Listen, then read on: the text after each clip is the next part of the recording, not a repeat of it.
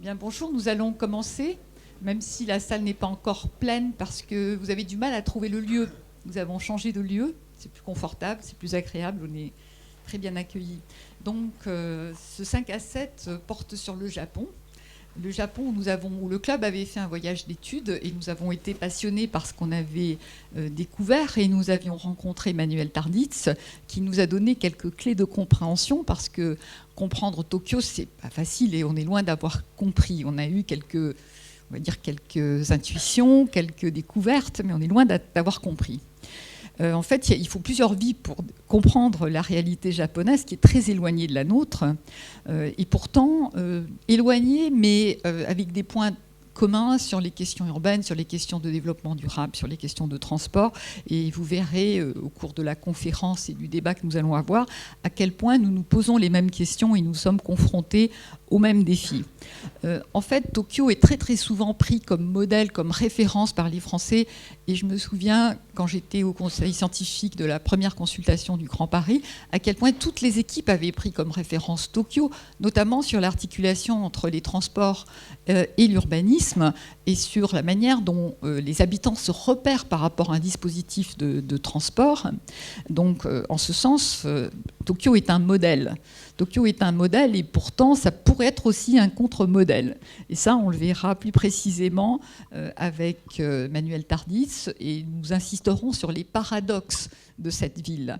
Alors, donc, Manuel Tarditz a accepté de nous ouvrir quelques fenêtres pour comprendre cette ville, et sa double appartenance le favorise, parce qu'il est français, il est clairement français, aucunement japonais, mais il a étudié en France, mais il a aussi beaucoup étudié au Japon. Il vit, il travaille au Japon. Il est architecte, il exerce, et c'est un interlocuteur idéal pour nous, parce qu'il peut faire le lien entre notre réalité et tout ce qu'il connaît du Japon. Donc, il est enseignant, il est architecte, il a un master en ingénierie de l'université de Tokyo, donc il parle très bien japonais. Il est établi depuis 30 ans au Japon. Il a étudié et travaillé avec Fukihiko Maki, qui est un Pritzker Prize, et Toyo Ito, qui est également un Pritzker Prize. Et donc l'agence travaille sur des projets au Japon et en Chine, parfois en France aussi, quelques incursions. Il est l'auteur d'un très beau livre qu'il peut peut-être montrer, dont on a emprunté le titre, qui est Tokyo, fiction et réalité, et je pense qu'il sera dédicacé tout à l'heure à ceux qui le souhaitent. Alors, comme de coutume dans le 5 à 7, nous avons un aménageur qui réagit, alors une aménageuse, je ne sais pas si on peut dire une aménageuse, Ariane Boulot, qui est tout fraîchement directrice adjointe de l'AFTRP, qui sera bientôt Grand Paris Aménagement. Et donc, la responsabilité de Grand Paris Aménagement, de la FTRP, est amenée à évoluer sur l'aménagement du Grand Paris au sens large du terme, c'est-à-dire incluant la deuxième couronne. Ce n'est pas le sujet d'aujourd'hui, mais c'était intéressant de présenter Ariane à cet égard, parce que ça rend encore plus pertinente son intervention, puisque Tokyo est la métropole la plus vaste du monde, et elle est plus vaste que la métropole francilienne.